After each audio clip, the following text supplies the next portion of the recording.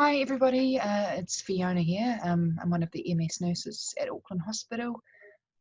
Just wanting to give you a quick run through on a webinar that we did a few weeks ago, which was all about recognising MS relapses.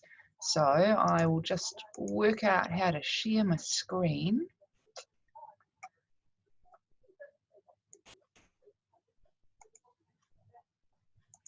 There we go.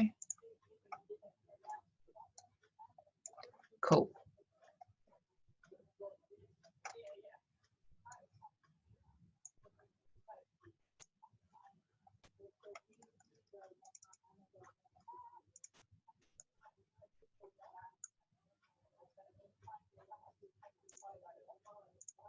All right, there we go, folks. Hey, so MS relapses, it's actually really quite confusing for so many people about what's actually going on and whether or not you're having new symptoms. Should you be getting in touch with your GP or your MS team to get some advice? We would really very much like to share some insights with you. And there was certainly a time in Auckland when people weren't reporting their relapses. So we have done quite a lot of work around this, and we really hope that you'll feel confident getting in contact with us.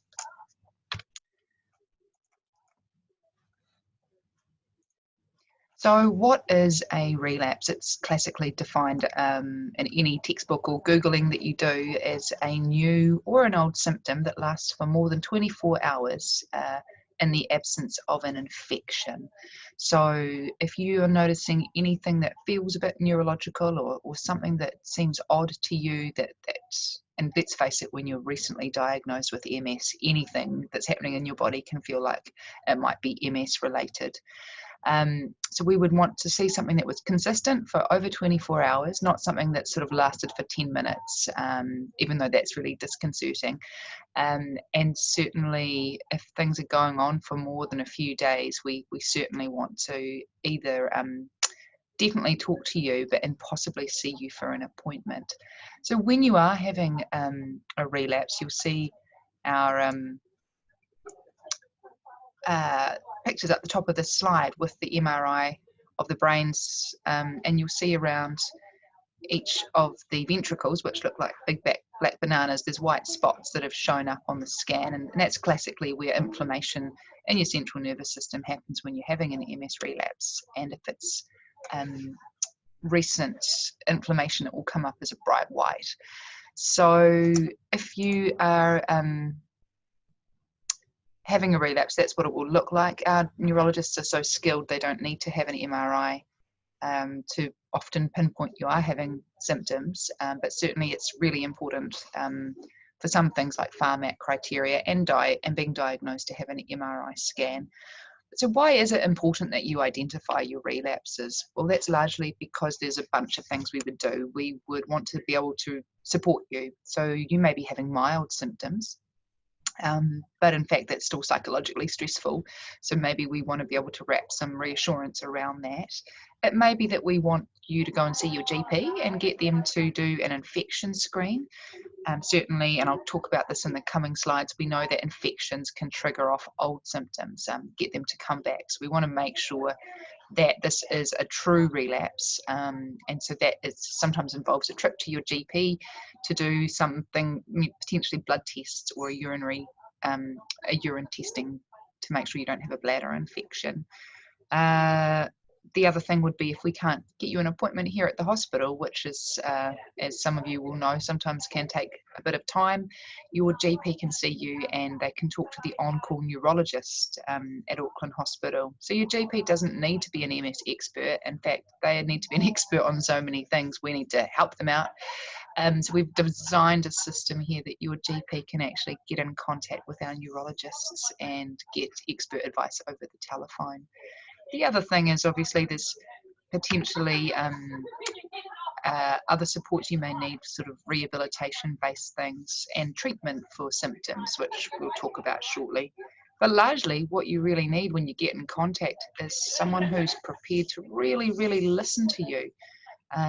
So you'll find if you talk to us that Nazila, who I work with, and I will ask you rather a lot of questions.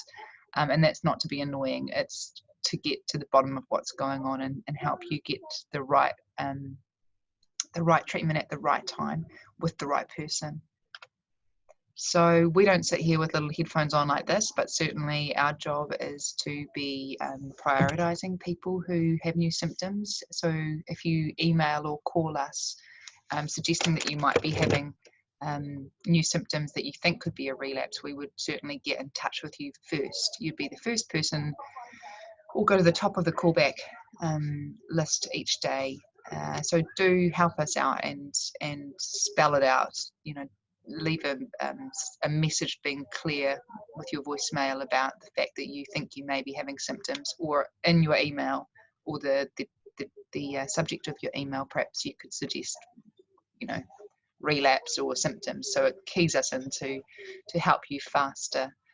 Once we've spoken to you and got some more details, we will then potentially have you speak to some MS experts. And we're lucky here at Auckland Hospital to have two amazing neurologists who have a special interest in MS. So that's Dr. Ernie Willoughby and Dr. Jennifer Pereira. It can be difficult sometimes to see them as quickly as you would like, but they do work with some expert registrars. And certainly any of the other neurologists who are marvellous neurologists, if they have questions, they go directly to Ernie and Jennifer for advice. So yeah, one of the reasons why we want you to report your symptoms is that you can get expert advice from people who are able to very easily and clearly pinpoint whether or not you are having a relapse, advise on some potential treatments, and then look at treatment plans. So some treatment plans would certainly involve some rehabilitation and bespoke physiotherapy. We would suggest, if you're having balance and mobility issues, that you see a neurophysiotherapist. These physios are available on the public health system, but there is often a delay of up to 3 months to see people. There are two excellent neurophysiotherapists in private practice who we can recommend as well.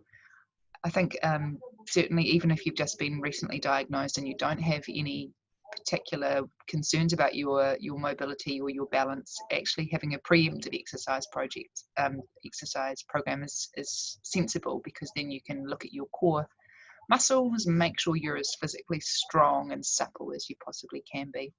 And of course, if you have had a relapse, getting some physiotherapy is really important.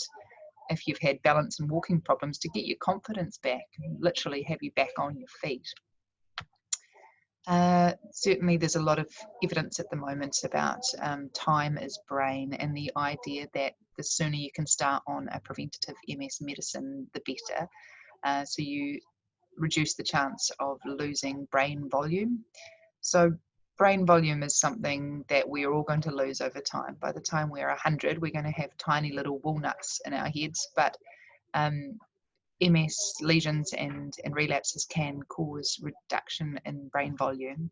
And that's the sort of thing that has a roll-on effect of brain fog, cognitive fog, and fatigue. So there's symptoms that are really difficult, as if you've had them, you'll know, really difficult to treat. So the idea of reporting your relapses and getting accurate, up-to-date advice, rather than sort of forgetting about them because the symptoms have gone away, is really important. Now, it's human nature, if our symptoms have gone away, to sometimes forget about them. Just be pleased they've gone, but we do want to follow that up with, you know, a neurology appointment.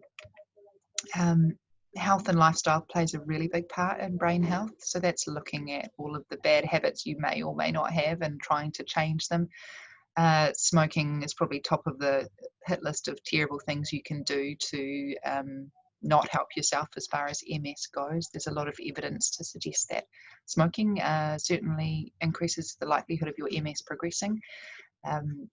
And so there's lots of stop smoking advice and facilities out there. Please, you know, get in touch with your GP to talk about that further.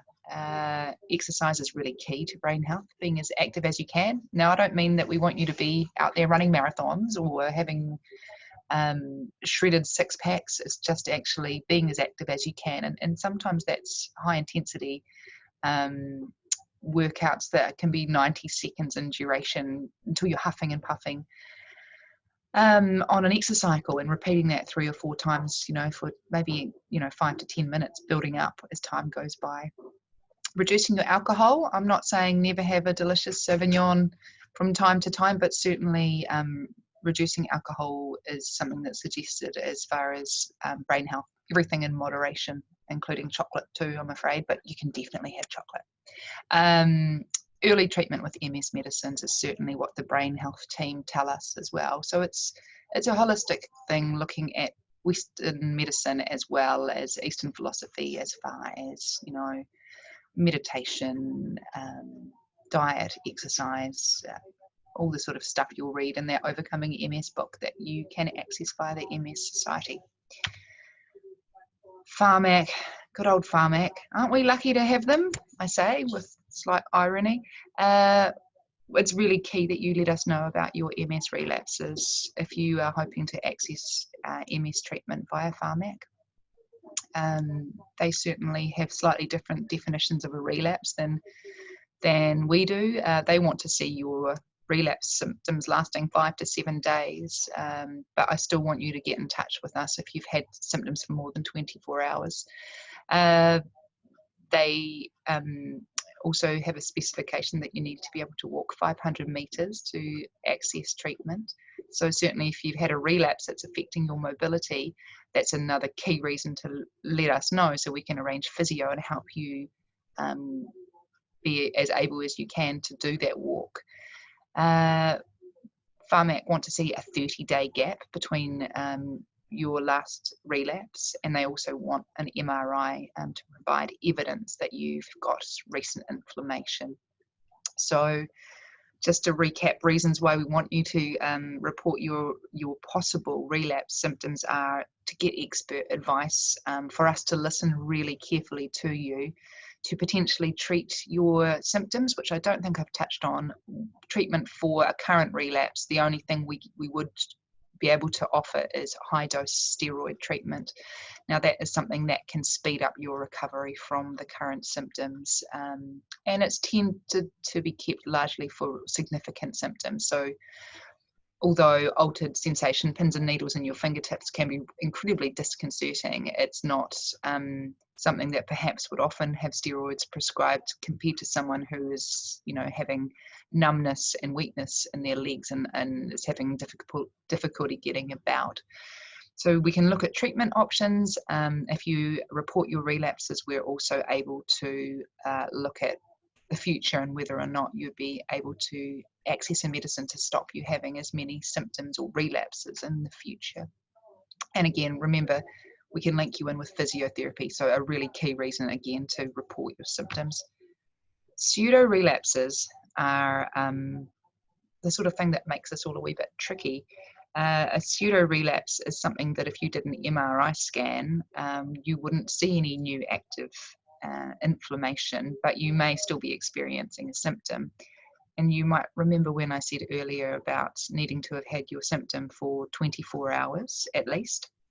So we do know where you've had previous damage on your central nervous system from other relapses where there's been damage on your myelin, so there's been demyelination, that you can recover completely from this, but it may have the potential for short-circuiting in the future. So often pseudo relapses are where there's no new inflammation, and a previous symptom you've had in the past, let's say blurry vision, completely recovered, maybe it was a couple of years ago, but then you jump in a sauna or a spa bath, maybe you've got a bladder infection and that's made your body temperature go up, or you're super stressed. Things that are increasing your body temperature can bring old symptoms back. Usually they come back for a short amount of time, so less than 24 hours. They're triggered by external factors, and we wouldn't want to treat you with steroids for something that was not a true relapse, and your neurologist is really able to sort of pick up these things on an examination as well. So I should also mention hormonal impacts as well. So particularly menopausal women with hot flushes often find MS symptoms returning. And again, it's just sort of thinking through that checklist in your head. Am I hot? Have I got a raised body temperature? Could that be the reason why my MS symptoms are playing up? So we've developed a checklist for you, and that's something that after people were telling us how confusing it is to identify new symptoms, we went ahead and designed this with a whole bunch of amazing people in Auckland who actually have relapses. So it's something that you can pop on your fridge. If you don't have a copy, you can get one through us or through MS Auckland. Ask your community educator. You know, there's 4 emblems there about symptoms you may experience. I want to point out that the little person with weakness is not a zombie. It's just very difficult to find a picture of someone who's feeling weak. It was just to give you an idea of possible symptoms, and our telephone number is there. I just have to put a disclaimer down the bottom. Certainly if you are having serious loss of vision, severe balance issues, breathing difficulties, you're not able to walk, or you're potentially falling, please don't call me. Please call an ambulance instead. So fluctuating symptoms is something people always tend to worry about, and sometimes previous symptoms can just feel like they're back and then ramping up. Again, to think about whether or not you're premenopausal or premenstrual, and maybe that is having an impact on your symptoms. Silent infections are things that can be triggering symptoms returning. Occasionally people can have bladder infections without having any changes to the frequency or the odour or the discomfort of urination. So that can be something that's contributing to your old symptoms coming back. Stress and anxiety, certainly we know people who've been in car accidents, had recent bereavements, moved house, family issues can certainly notice their symptoms fluctuating as well. Tiredness and fatigue is a big one as far as fluctuating symptoms. So if you are finding that you're more tired than usual and your symptoms are worse, looking at what's causing that break in your sleep is key. Often people tell us they're up to the toilet a lot. So if you are up to the toilet a lot and that's driving your fatigue, that's something we need to look at to help you, because then you may find your symptoms don't fluctuate if we find the cause of why you are fatigued. I put here functional lesions or functional symptoms, and it's a really difficult thing to describe, but certainly our brains are complicated things, and there is a certain percentage of people from time to time who will be experiencing symptoms that are significant for them and causing them such difficulty.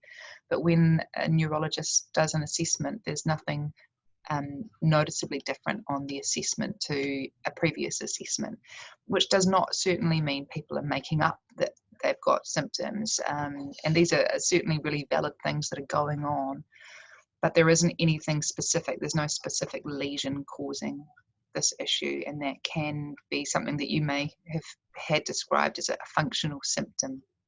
And if that is the case, again, that's worth talking to your MS nurses afterwards. Our doctors only get 25 minutes per person to do a follow-up appointment, and a functional symptom is quite a difficult thing to describe in that time. And often patients tell me they feel like the doctor didn't believe that they were having symptoms because they were told that they were functional rather than real. And I think I would really value the chance to talk to you more about that if you're someone who's had that experience. It's quite a hard thing to wrap and sort of explain in a short time. And you would need some attention if that has been something that has happened to you. This is something that I think if you don't have a copy of, it would be worth asking myself or your community educators for. It's a GP guide, so your GP is able to recognise your relapses and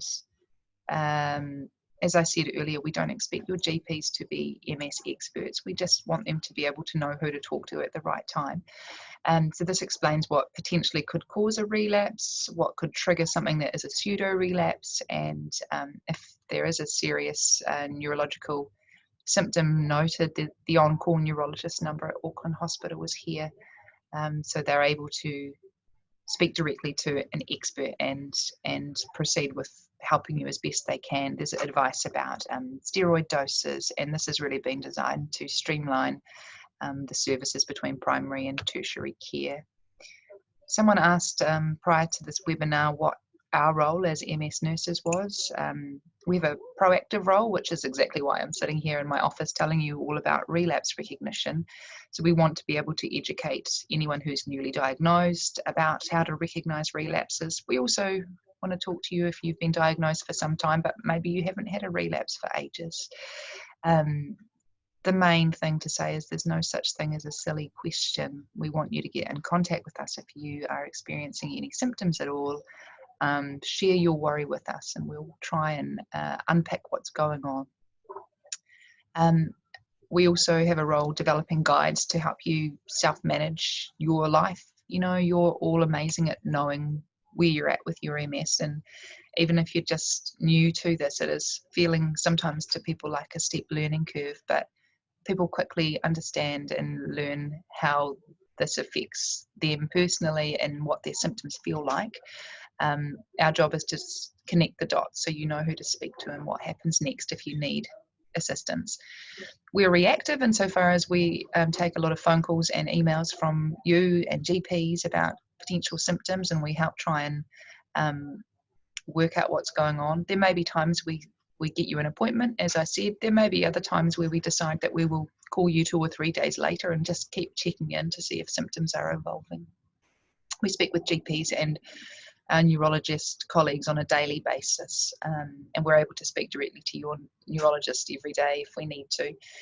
We refer on for rehabilitation to the community, physios, OTs, continence nurse advisors, all sorts of people. We work really closely with MS Auckland and your community advisors. And we also spend a lot of time following up with people who've had symptoms to see if the medicine's been helping them, to see if their new preventative medicines are working, and checking on other symptoms that are going on. It's a sort of thing that internationally MS nurses are really interested in, improving services and making them as useful for you as possible. There's no point us working at a hospital providing a service that's not helping you, the person with MS. So if you have any feedback that you think would be helpful for us to improve our service, definitely get in touch. We're really receptive to constructive feedback. I had a question also recently about MRI and what happens with MRIs here at the hospital. It's difficult to get an urgent MRI scan unless you've got an urgent symptom happening.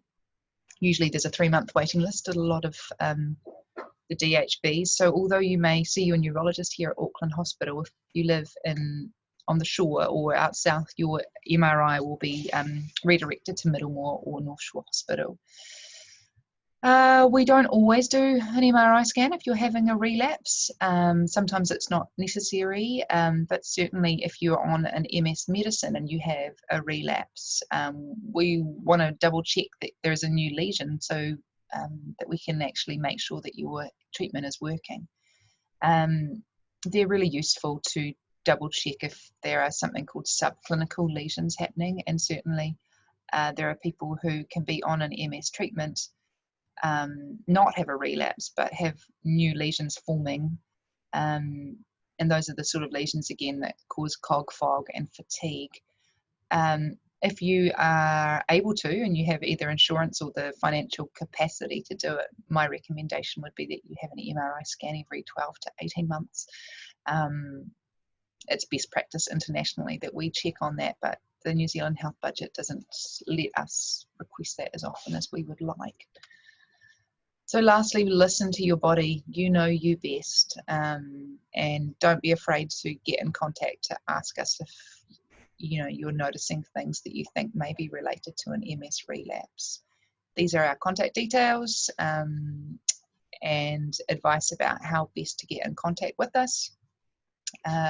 Email is probably what I prefer. Certainly, we're in and out of the office and clinic, on the ward, doing various things, and if you ring and don't leave a message, we certainly don't know that you've called, but you'd be surprised how many people do that. And you may want to think about your own education. There's some amazing courses out there. There's one via Menzies University. I just wonder if I've got a leaflet I could show you. It's the website's listed down the bottom, but it's a really good online course for people who've just been diagnosed, or for if you have a whānau member who part of your whānau has been diagnosed. Helpful to learn that. You know, if you want to support your family member as best you possibly can. There's different sections on disease modifying strategies, risk factors, biology, pathophysiology, relapse recognition, living with MS, and it's something that you can do as quickly or slowly as you feel works for you. Yeah, so I hope it's been useful having to listen to me for a little while.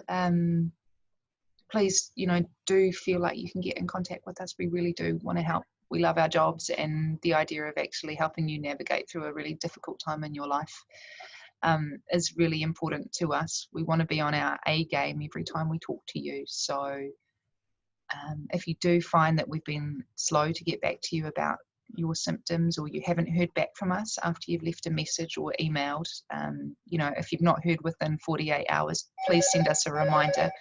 We want to do our best to help you out. I'm going to stop recording now just because the phone's ringing.